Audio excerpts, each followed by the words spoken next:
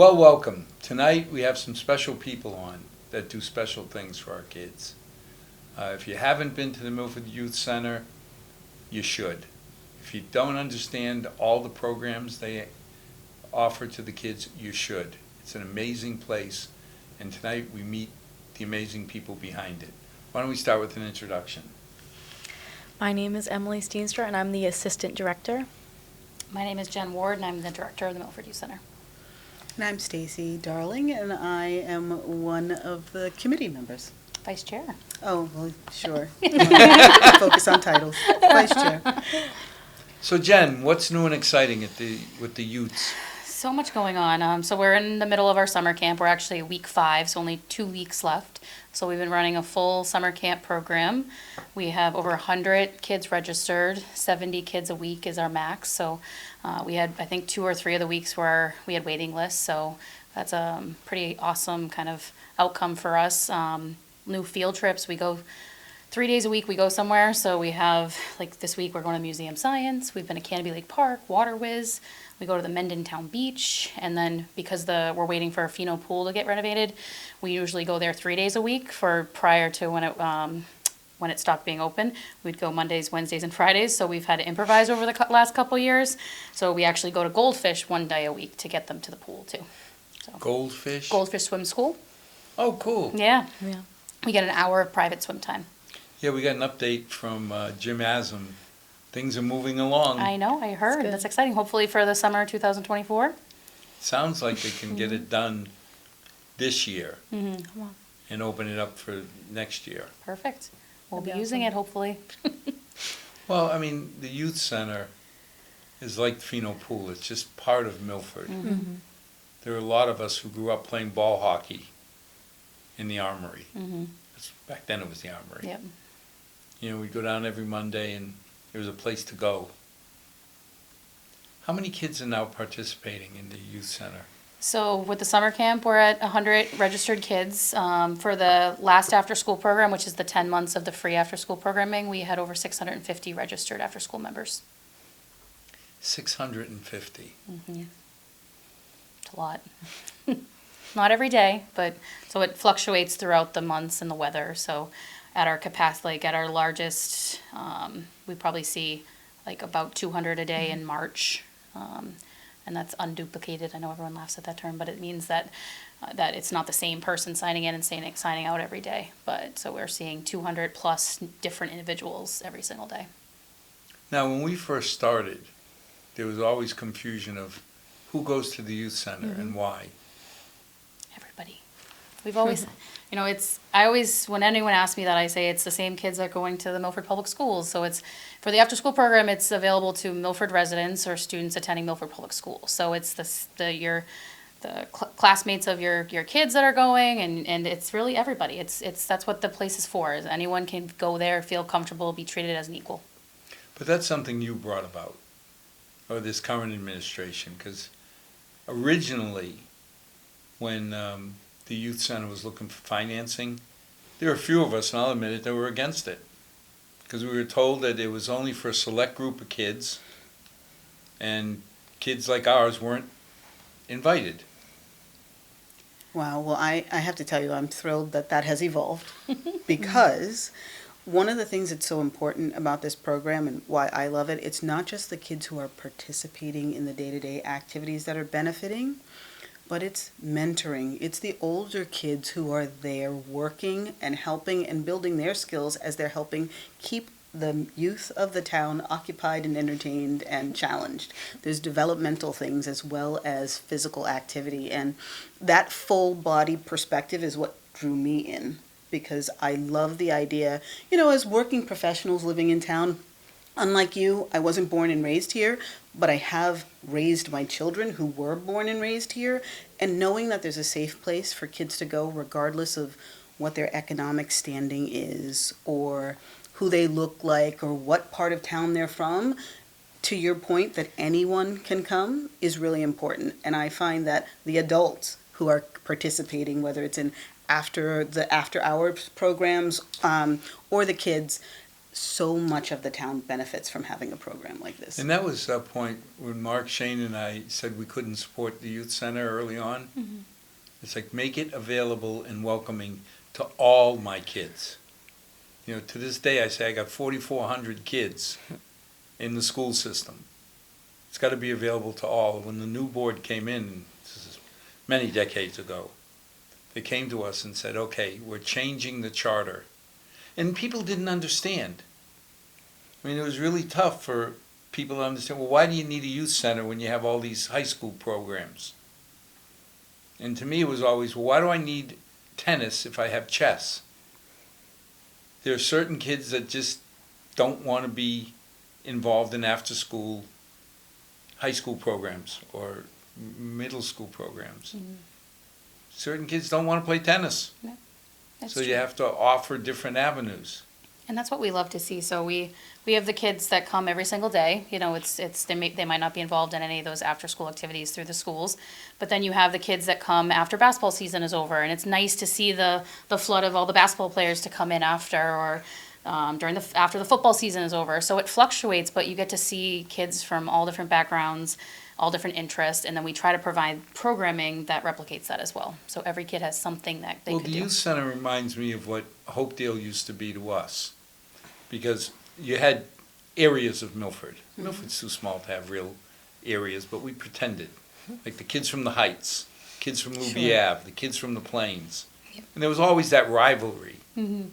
except when we went Wednesday nights to the Hopedale Band concerts.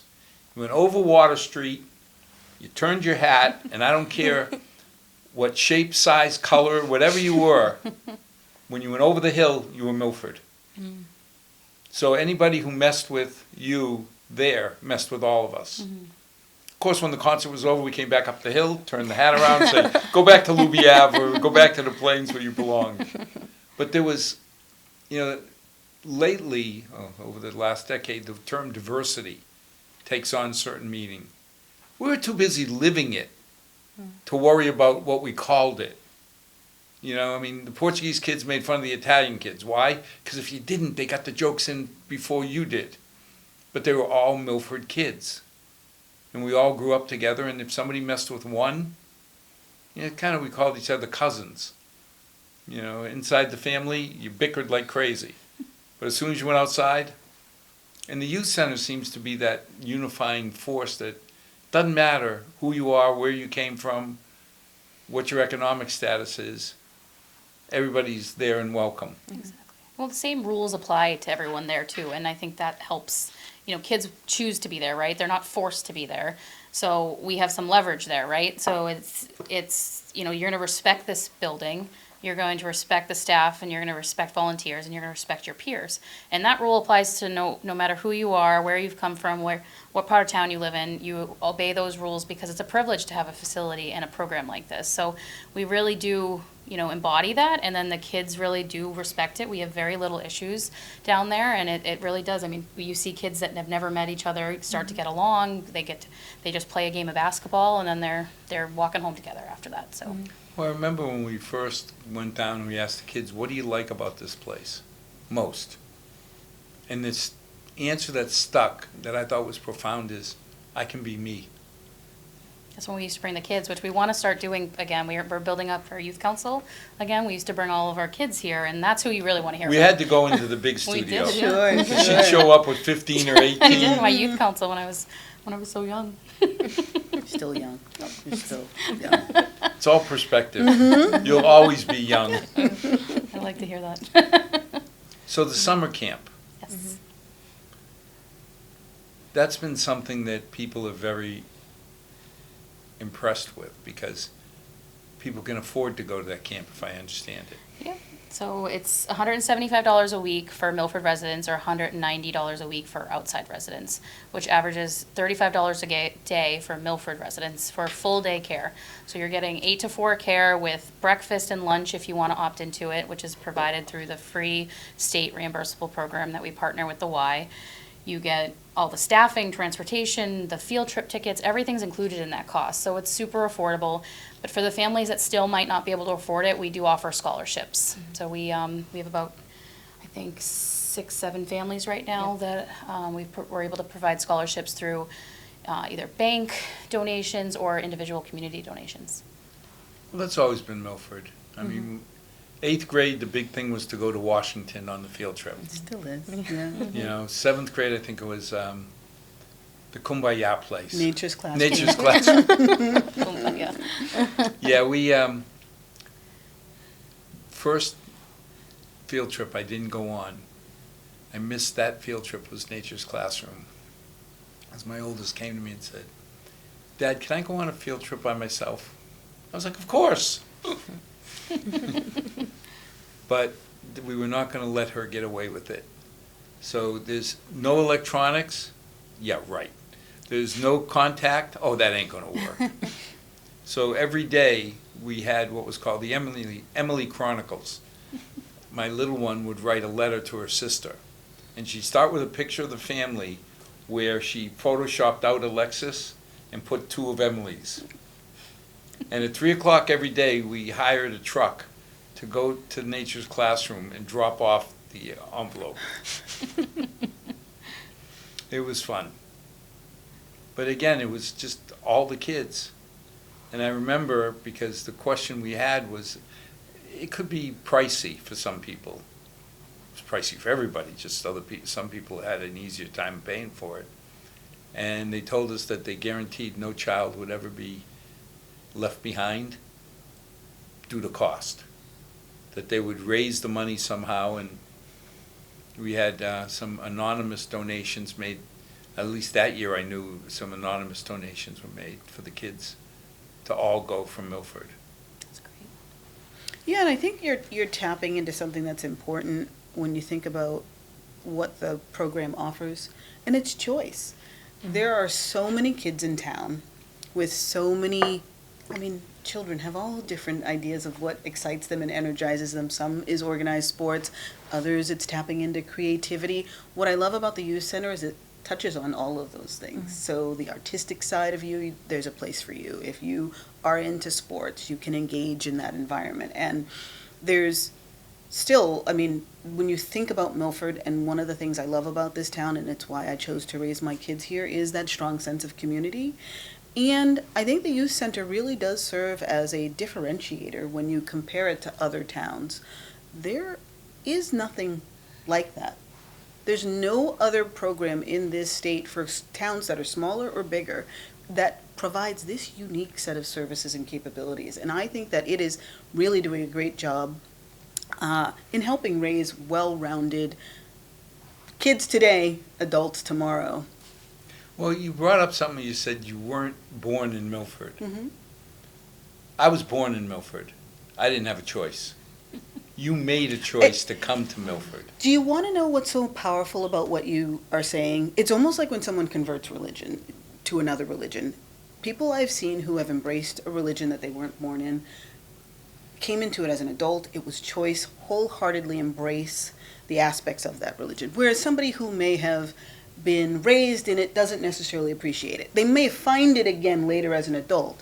I know, as part of my own Christianity, that was my journey, right? Like, oh, I go to church every Sunday, but what does this really mean? Until I really found a way to embrace it. But that, I made a choice to be here. I am active in the community because I believe this is a wonderful town and feel passionate. But you do see people who sort of take for granted all of the wonderful things that this town has to offer. And I say, you lean into it, you embrace it, you help it grow, you continue to nurture it, and I think that the youth center is doing a great job of that. You are too, Stacy. Ah, small part. Well, we always have the definition of what's a Milfordian. And that's 3 generations, and you live within 2 miles of your mother. And I'm not sure which one is more That's important. probably like only 5 people now. It's got to be. The town's grown a lot. It's booming. You be amazed. Well, I can imagine the first 2 are still there, but the within them, that's okay. Yeah. You be amazed. At I know how you many fit that people, criteria. when you ask them where their parents, they're down on this street or they're up on that street. You know, it's funny because I grew up in Milford. Yeah. First thing I wanted to do was run away. So as soon as I could, I didn't go too far, I went to Worcester. I went to Holy Cross. And then I moved to D.C. And from D.C., my darling bride and I moved to Paris to live there. I love D.C. There's so much, your son's there, you know. I loved Paris. It was fun. But when we had my daughter, there was that gravitational pull that you wanted to come back to a place that you valued. That, like I said, the kids from the Plains and Louis Ave, oh, we have a rivalry until we walked across the border of Milford. Then they were cousins. Didn't matter where they came from, what they were. They bled Milford red. They were Milford. But I look and I'm really excited for the fact that you make the program affordable. You know, I mean, I'm amazed when I see houses in Milford for $700,000. When we grew up, you could have bought Milford for $700,000. They were thrown in Hopedale. Now all of a sudden, you got people who are doing well, and God bless, I wish everybody in Milford did well. But you got people who are okay, but it's hard for them. And at $35 a day, it still sounds like a lot of money, but you can't go to McDonald's for under 10 or 15. Yeah. I mean, it's as affordable as we can to cover costs with still offering really quality programs and trips and things like that. So, I mean, I don't think you could search the local communities and find a better deal than that for the childcare that we offer. Which brings me to a point. You spend a lot of time fundraising to get that money, to be able to support the program. Do you maybe want to talk a little bit about some of the things that are coming up that people can help contribute to?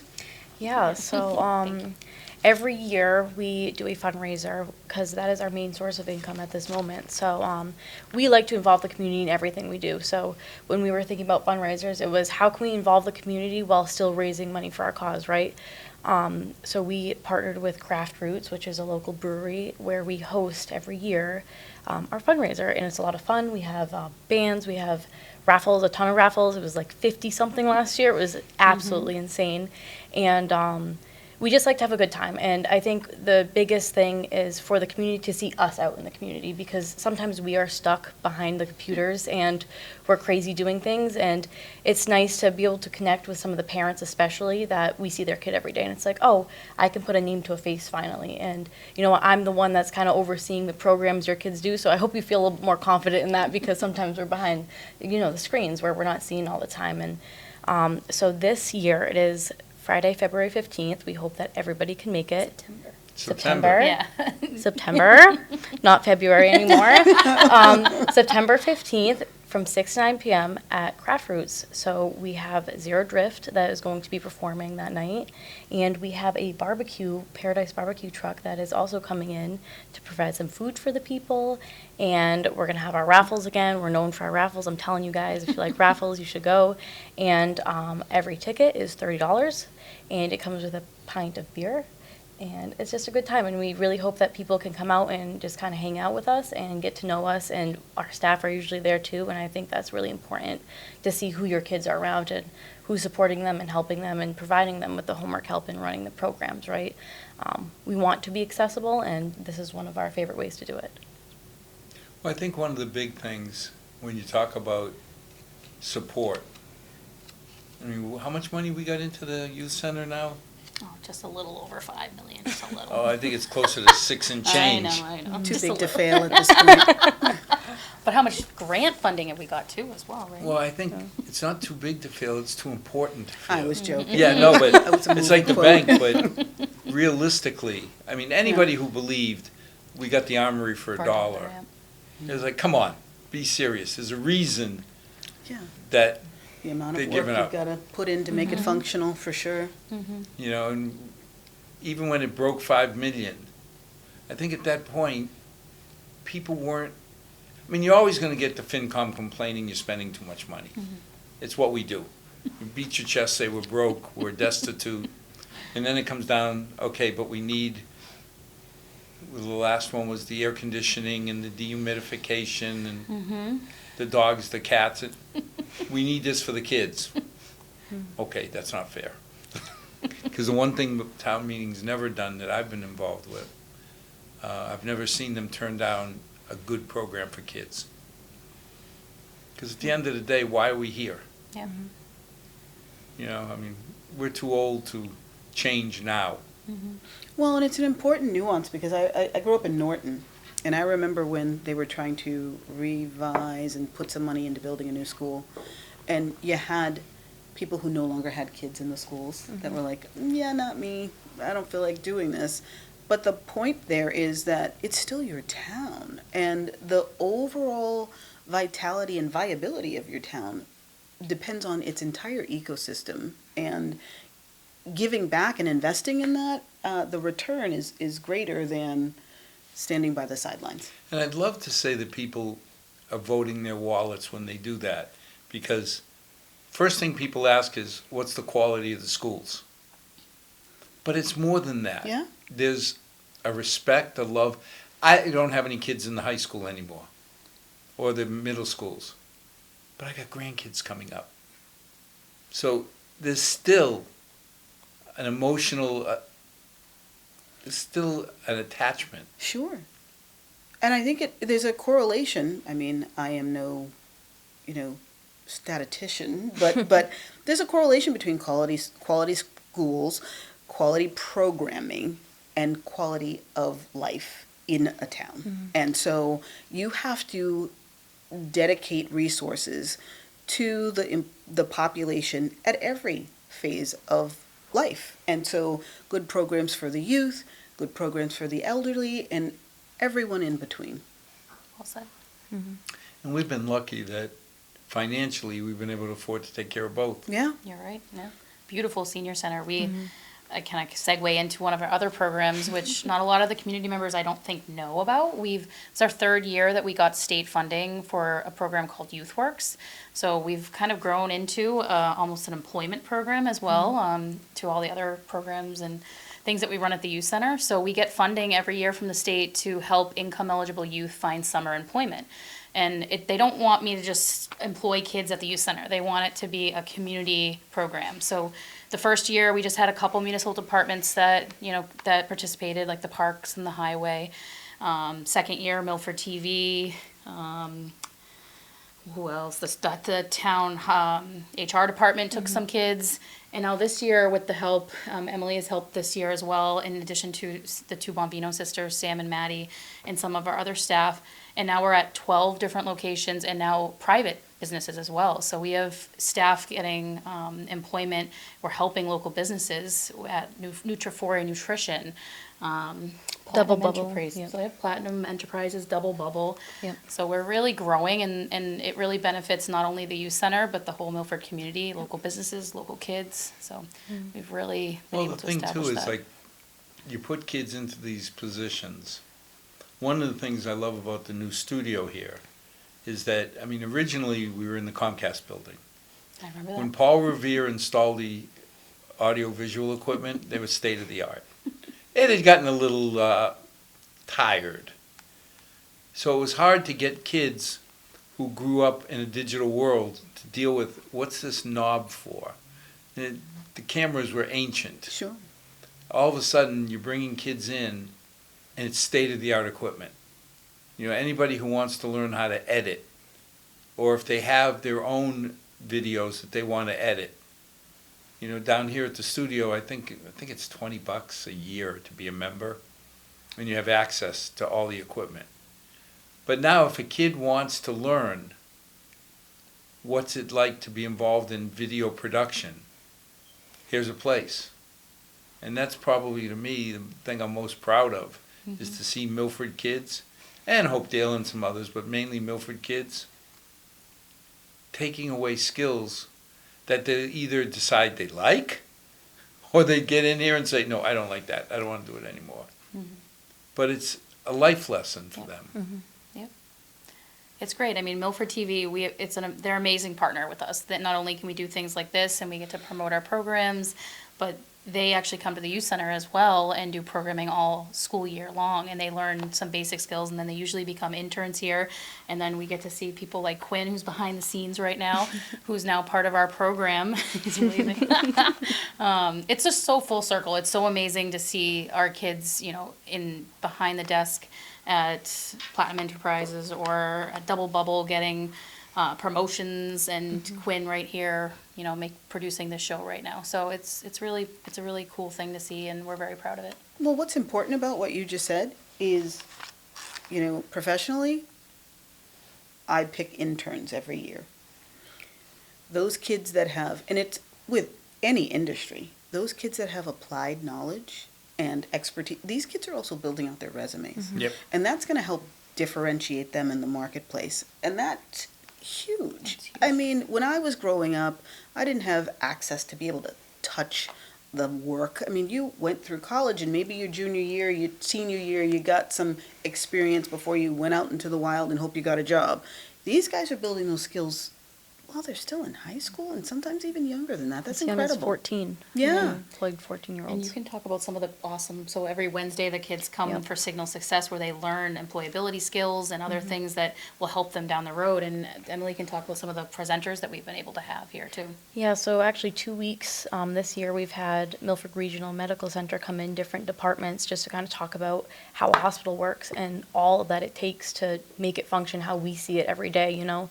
If that's in the emergency department, to the HR department, to marketing, all of this is super important as a massive, it's a community building realistically, right? As a massive community building, and these kids, while having their experience on their sites, are also getting to learn from real world professionals in their community how their community functions and how it makes it possible for them to have programs like these within the community, which I think is absolutely amazing. And I think I want to shout out Maddie and Sam again, because they've really done a great job with Josh and Jason to apply these skills in some of the presentations that the program has us give them to their community and what they're experiencing every single day, which builds the community, right? If they understand what goes into it, they're going to be bought into it, and they're going to want to see it thrive like we all do. Yeah.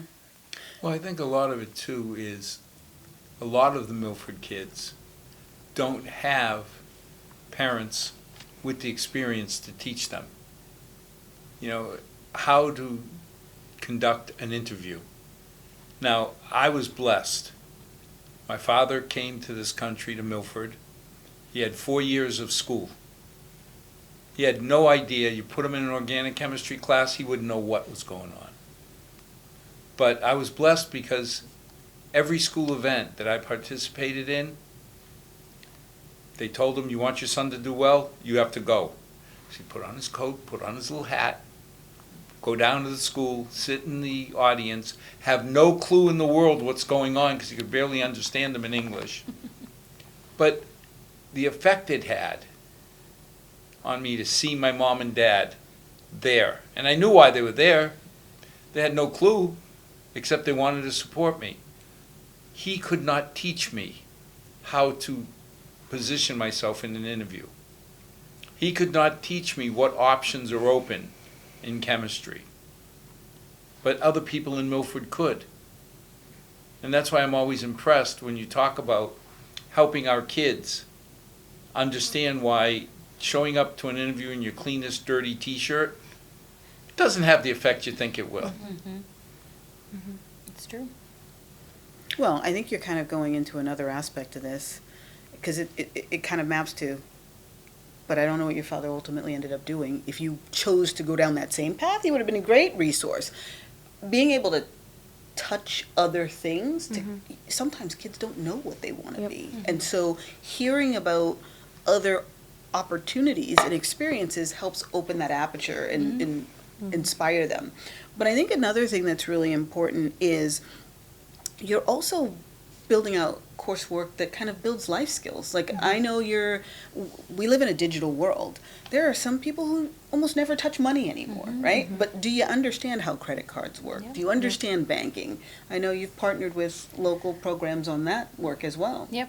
Not only did our Youth Works program have Central One Credit Union that's new in town, they came and did a financial literacy program not only with our Youth Works program, but we had another local bank come during the after-school program to learn, for have our our after-school program learn that as well, which is part of our new life skills program. So we started that last year in honor of Ron Taylor, who passed away. It was one of our board members. So we have a whole space dedicated to these type of different programs that we want to offer once a month. That could be woodworking, it could be plumbing, financial literacy. We've had the DA come out a few times to talk about social media and online bullying and things like that. So it's where we also want not only just our summer employment program to have these skills and opportunities, but also our 10-month free after-school program. So this is my plea to the Milford community. If you have a special skill, a special trade that you'd like to offer an hour of your time to meet with some of our kids, it would go a long way, and we'd love to have you guys. Well, you know, there's always the question, do Milford kids get a good enough education to move on? And I'll pick on somebody I know who has a son at one of the most prestigious schools in the whole country, Howard. You sit there and say, kid didn't do too bad. Yeah, I mean, I think about his graduating class. I mean, there are a lot of kids who've gone off to incredible schools, but we're also so blessed to be in Massachusetts, where there are so many great schools and so many ways to nurture your interest. And look, even trade opportunities. You know, I love my kid. I wish that it was a little more cost. Closer. Yeah, I wish it was closer, and And didn't cost yeah, $7,000 a year. Oh my goodness! And so that's not for everyone either. You know, we're fortunate enough that we can be able to put our children through school and help support them financially, but just being able to have, and that he had a passion and wanted to go into secondary education. That's not for everyone. And making sure there are resources that are available for folks who want to pursue trades and just dabble to figure out ultimately what they want to do. And you know, when you say the kids don't know what they want to be when they grow up, I'm 67 years old. I still don't know what I want to be when I grow up. When you figure it out, let me know, Yeah. because But these two know, they're the only two. Yeah. But, you know, the key Changes is day to day. what makes Milford, in my mind, so strong and so powerful is the mix. I mean, we've stolen traditions from every country I can think of. And Bill talk. When people talk about kids who go to the youth center, go to school, and can't speak English are at a disadvantage. Not for long. Because I remember walking out of my house, coming home, saying, Mom, these kids are dumb. They can't even speak. What are they speaking? She goes, that's called English, and you will learn it. You know? You know, what you're saying, though, is so important, because embracing diversity in all of its forms and wanting to be a part of the community is really at the heart of that. So you talk about you being a Milfordian. I have been so warmly embraced by this town, from you, from so many native Milfordians, or people who have earned that official status, that it's been, again, it's the reason why I chose to stay. We could have opted to move. At one point we decided to get a bigger home, and it was, do we move to another town? We ultimately ended up building instead, because we loved it here. Our children wouldn't have let us move if we wanted to. So, and we've built friends and community and family here. So, Plus, when you start thinking about the youth center, yes, you have activities. And I think it's great that I can send my child at an affordable price. And, well, they can't go to the pool till next year. But they can go on field trips. They can do this. The other part that impressed me was the academic offerings. Because it's not all fun and games. No. It's got to be some. I mean, they're kids. We got to remember that we got to let them be kids. But along the way, you're teaching them that they earn the right to be kids by taking courses. I remember when we had the whole COVID thing. I was so impressed when I went into the basement and saw that, I don't know if I'm saying it right, the mock classroom. Classrooms, yeah. That was an interesting period. I mean, I don't think I'll ever forget it, that the youth center completely transformed into basically classrooms. And our boxing room was a classroom, our dance room that had never been used as a dance room yet was a classroom because it just got renovated right prior to COVID. It was a very unique time, but I was very proud of us that we were able to partner with the schools, YMCA, and offer this option for parents that were working. So every day that their kids, it was the hybrid model that, if families didn't have anyone to watch their kids when they were home, they'd have the opportunity to be at the youth center. So it was a challenging period, but it was, rewarding, and we had the space, but we don't necessarily have we don't have the capacity to do it ourselves, so we partnered with the community and we made it work.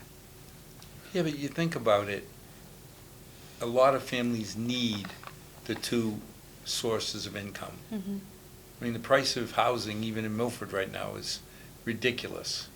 Trying to do that on one salary is not possible for a lot of people. Mm-hmm.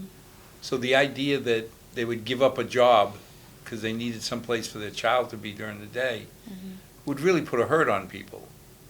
Going to the youth center, and again, not all fun and games, actually having classes and learning really felt good. Yeah. Because there are some families who can afford to send their kids to private schools during the day, but there's a lot of people in Milford, people who built Milford, who need a little bit of help now and again. And the fact that, $7 million into a youth center I already went up to 7. was 6 and change last time I counted. He is But- the numbers guy. Yeah, It's I kinda- can't debate that. But, you think about it, and like you said, a lot of towns, it's not that they can't afford it, they don't believe in it. They haven't prioritized it. And I tell you, that is something, as someone who's not from this town, I loved my small town, but I also work across New England. And when I talk about this program, people are always impressed because it is unique. We did some anecdotal benchmarking just to see how we stacked up against other communities. And there really was no comparison because there was nothing comparable to, work against. Yeah, and you start thinking about financially, we've been blessed, we've been lucky. Milford has always been able to take care of its priorities. Now, there'll always be more places to spend money than you have. But I don't remember a single program, and I have a jaundiced view, I'll admit, because I'm involved with the capital committee, but I don't remember a single program that we turned down because of money for the kids.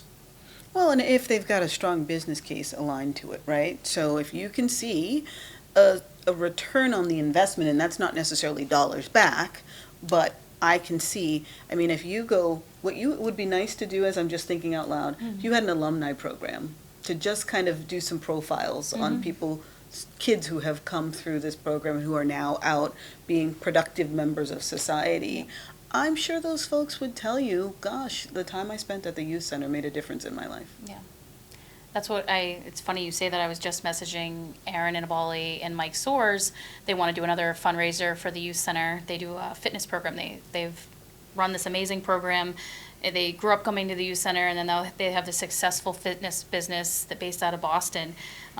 And they want to do another event, but I was telling them they should come to our fundraiser. We want to see alumni essentially come back and support the center that they grew up, and they've always done that. But they've gotten our community award a couple years ago as well because of how much they supported us, especially during COVID when we weren't building any revenue. So it's true. It would be amazing to see even more of that because I'd love to see kids that I haven't seen in a long time, and it's one of my favorite things is when I see a kid come in and I don't recognize them, and then again they remind me how old I have become. Well, one of the things way back when that we objected to was labeling kids at risk. We were doing programs for at-risk kids. Well, I wasn't smart enough to know I was one of them. The kids in the Heights, we didn't know we were the troubled kids. Yeah. And I'm glad nobody ever told us. I could have told you that. No. No, but you know what's so funny that you say that? Because what constitutes at risk? Because Well, I'd that was argue. At risk to what? Right. Well, and I would argue in a digital age where every kid has a device in their hand, there is not a child that is not at risk. Yeah. And so you could be able to label it, and maybe they decided because of economics or proximity to some other thing that that was at risk. Today, we see it in society, whether it's drugs, it's, those things don't care what color you are, how financially able you are, it's affecting everyone. And if we can get into the lives of children early, help them feel comfortable in their skin, have things to keep them occupied, because I'm a big believer that idle minds can cause, Oh, yeah. right? And so that's what helps differentiate and what really makes a difference with the youth center. And that's the thing that I love the most. You have kids who are very well off economically, kids who aren't. Kids who are very high up on the IQ scale, kids who aren't. But everything I've heard, you don't get the clicks. Because again, when we went down, you were asking for millions of dollars. I want to see, is this place worth the investment? Sure. And the return on investment are kids. More stable, more successful kids. Can't put it, like you said, you can't put a dollar value on it. Yeah. But one of the things that stuck again in my mind was when one young lady said, at school there's always these tight cliques that you can't break into. I can come down here and be with anybody. And that was very powerful in my mind. So, as we start talking, what new programs are coming up? Well, we're about to kick off the after-school program starting in September. So we wanted to invite the community in on August 30th from 4 to 6 to see our building, right? We're talking about all these renovations, all the money that went into it. We hope that people can actually come out and see what we're doing in person and talk to the staff who are helping us with our mission and our goal to get as many Milford kids into this program as possible and incorporate them into the community in the best way we can. Right, so we are going to open up our whole building. Every single space, every single room is going to have a staff in it, and we just want people to come out and ask us the questions, prove themselves wrong. We are here for the community, and we can't open our doors as much as we want because we do try to keep the kids who come to our program safe. But this is the time. Like, the time is now, August 30th.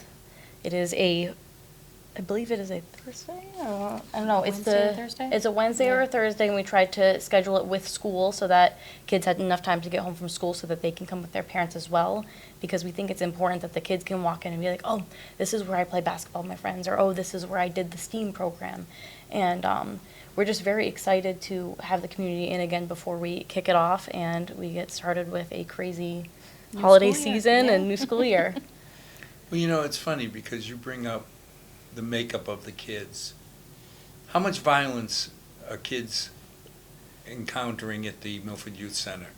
I mean, I would say really none. I mean, we really, we have a few program, our policies, if a kid does something at the schools that would get them expelled, that would relate the same punishment essentially to the youth center. So that's something that we've really been able to partner with the schools, and our board has really worked really hard so that, again, it's a privilege. So if you're not doing something safe and putting anybody in harm at the schools, then you don't get the privilege to come to the youth center.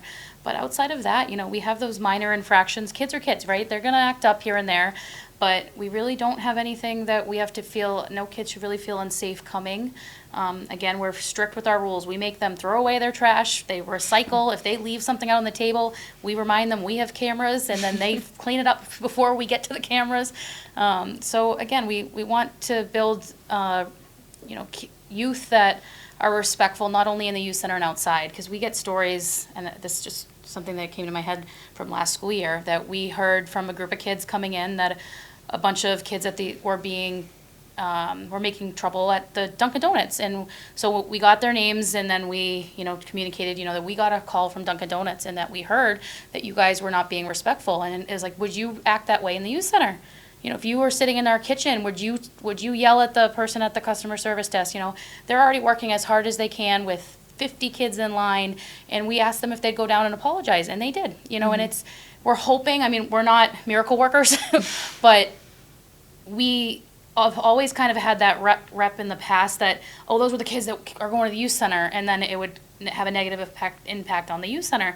And we don't want that. We want kids in the community to really understand that we're making sure that they obey the rules inside and trying to instill those values when they walk outside the door as well. Well, see, that was the original fundamental. I got irked when they said at risk. First of all, at risk for what? But secondly, you're chasing away kids, because parents who don't know, Stacy, how about sending your kids down to mix with at-risk children? Yeah, Well, I don't know what that means, so I guess I won't. that doesn't sound good. No. Right. This not something I want to take a chance with. No. So removing that false label. Yeah. Because, when you say they're bad kids, I sit there and shake my head and say, are they really bad? Is it nature versus nurture? Yeah. Exactly. And if you think about it, you have nothing to do with Dunkin' Donuts. You don't have a right to ask me to go apologize. Okay? But then you don't have a right to be here with us. Mm-hmm. Wow. I got to really value. Because, like you say, kids are kids. Mm-hmm. Some of us were perfect children. And never said a cross word. But, I mean, realistically, the fact that they would listen to you to maintain the privilege that they saw speaks highly of how much they value the program. And that concept of respect translates outside of the walls of the youth center too. And so that's, really important. But I want to bring up a point because you said violence. Very little violence. But now let's talk safety. If there were one thing that I could ask, it's really asking people who are driving on that street to pay attention that is a pedestrian crosswalk there and that kids are trafficking on that street. We still do have people driving too fast on that road in front of that youth center. In front of the Armory, really? Oh, yeah. Yep. We had a few accidents in the last year with kids getting hit on bikes and things like that. Yeah. Getting hit? Mm-hmm. Yes. Is there? Fortunately, nothing Yes. significant, No, but It it's could be. dangerous. Yeah. This time, absolutely. If somebody- It only takes one time. Nudges, it's only a few miles an hour. Is that something that you can talk to Scotty about, or putting a speed We're bump? working on it. Yeah. We're working on it. They're working on trying to address it from a technology or what kind of things you could put, but, those things take time. So it's in the interim, asking, residents to just be thoughtful when they're driving by. My God. You'd be amazed. I've been outside with police officers, and you'd think, because of whether they're turning off Main Street or coming to the stop sign, that they wouldn't be able to even have the capacity to get that fast. But Yeah. they are, and it's scary, especially, with our camp program, there's morning drop-off, and it's that rush hour time. That's really nerve-wracking. But the after-school program, because of just the way it functions, kids can sign in, sign out. They're going to Richdale across the street. They're going to Dunkin' Donuts. So it's just that time of day, again, that the community needs to be aware that there is a crosswalk. We're doing our best to communicate also to the kids that they need to use it so that there's no issue there. But just to slow down. Yeah, I don't know what the rules are, because, you can't put a stoplight without certain state approvals. But I'm wondering if you could put a substantial speed bump. Yeah, or a crosswalk light, those that are always just blinking unless someone's pushed it. So, Just something. You'll have to talk to Scotty and see what the rules are. Yeah, we did ask that block funding grant, that we asked for that to be included in there. We actually had a high school student as part of her civics program. She did a whole report on it because she noticed it as a staff member of ours, and she was concerned enough that she took it upon herself to do a project that we presented to the board, and then the board has taken a strong initiative to work with the town and try to figure out what the best next steps are. Yeah, I don't worry about the town, because, like I say, if it's for the benefit of kids, town meetings always come up with the money.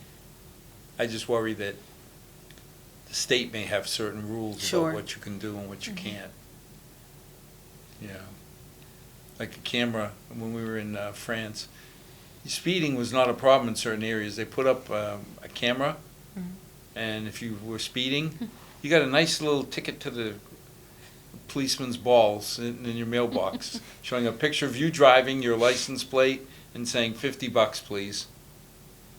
that's But- like that in parts of Canada as well. Here, you have to have approval to do that. I don't even know if you can do that, but we should talk to Scotty and see if the rules allow us to. What else can people do to help the youth center? So there's always the fundraiser. So like Emily said, we have our fundraiser coming up at Craft Roots. We actually started a new fundraiser, a golf tournament. So we already have that date. I believe it's May 10th. It's a Friday at Shining Rock. So we really raised $19,000 for our first ever golf tournament Wow. this year. It was super successful, super fun. So if you like golf or you want to sponsor that event, you can always reach out because we already have the date ready. Again, the fundraiser, whether you want to come, you want to donate a raffle prize, but then there's also just volunteering. So we have so many volunteer opportunities. Like I said, the life skills program, if you have a special skill or trade. We have multiple food programs at the center. So we partner with Loving Spoonfuls, which is a food rescue nonprofit. So during the school year, they drop off rescued food from local groceries, and that's every Thursday morning. So we have volunteers that help package it and then distribute it for Friday. We have families that sign up for that. We offer free snack and free dinner during the 10-month after-school program.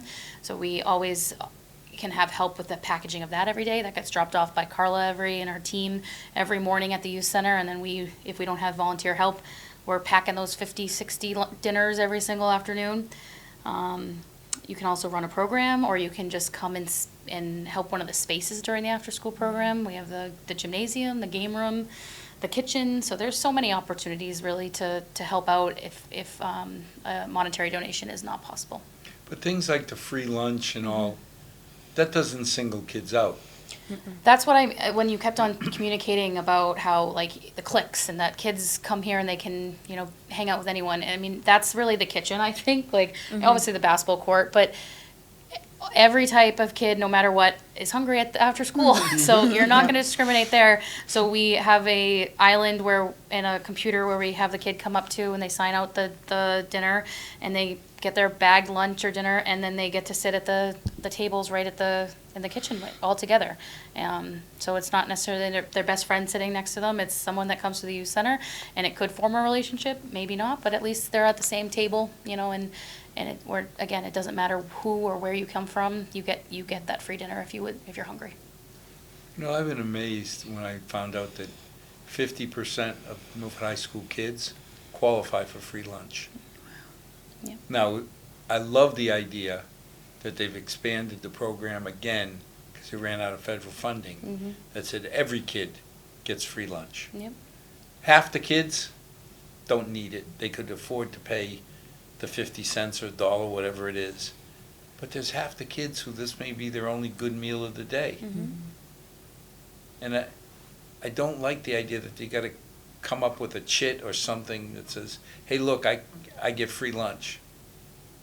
It costs a lot of money, but in my mind, not nearly enough to single out kids. And I think a lot of people in the community realize it wasn't necessarily that same 50% after COVID. I mean, I think with the way prices have risen, it's really like the grocery prices are expensive for if you're in the middle class. So I think just offering these type of programs and that we offer to everybody, it makes everyone feel even more comfortable, no matter if you were in a better situation last year and in a harder position this time of the year. Well, you never know, because somebody can be doing really well, and then one of the parents gets laid off. When you think of how many people, unfortunately, live paycheck to paycheck, that can have a really negative effect mentally. I mean, what you don't get to focus on because you're focused on being hungry is, there's probably lots of productivity lost in these kids because I know during the office hours, if I haven't had lunch and it's 3:00 and I haven't managed to get to food and I'm in a meeting, I'm distracted, but I still know food's coming, so I don't have I was gonna say, built it that's up the difference. That's exactly right. But just, Anxiety. that extra time is a distraction because I'm hungry in that moment. But these folks being preoccupied with where my next meal is going to come from, that's debilitating. And having your friends, let's face it, you don't want to deal with the image in high school of anything. You know, I mean, coaching girls with skinny ones wanted to have weight. The heavier ones wanted to be skinny. This one wanted to be that. The blondes wanted to be brunette. The brunette, you know, Curly hair, straight hair, pick an eye color. it was yeah. always something, but you don't want to put a label on somebody saying, oh, she can't afford lunch, he can't afford breakfast. It's just, it's not Milford. It's not what we're about in this town.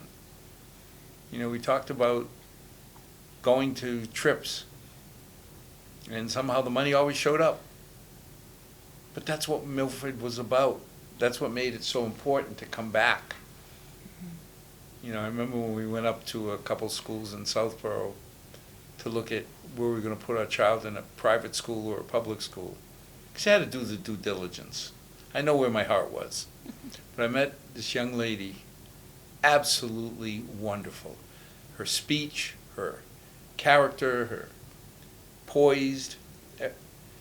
And then she said something. When I asked her, I said, well, where are you from? Well, I'm from Holliston or Hopkinton. I said, well, how much do you get involved with the town activities? Oh, we never get involved with local. I remember looking at her and saying, I'm done. Because somewhere, someday, I want my daughters to value their roots. And Milford's not perfect, we know that. But I want them to have a deep-rooted sense of community. And if you're not with anybody from your community, how do you develop that? Well, we're almost out of time. Crazy. Any last messages you want to leave the community? The last thing I know that we're really excited about is our summer programs outside of the youth ones. We have adult open gym. We have pickleball, volleyball, and basketball. They run from Tuesday to Thursday. So 18 plus, 6:30 to 8:30. So we have the new air-conditioned gym, so it's comfortable. So welcome the community to try that out. And again, the senior walking. So more of a community center than just a youth center. It's really grown into that. So we have senior walking that's in the mornings on, the evenings on Mondays, and we'll transition to the mornings during the after-school program. So a lot of fun stuff. Well, thank you for everything you do. Thank you for volunteering for another committee. I think people who don't know what the town offers are missing out. I mean, getting down to see the youths, to see what we offer is nice. Understanding why it's important, why town meeting funds these programs. That's the most important part of all, because it talks to the character of Milford.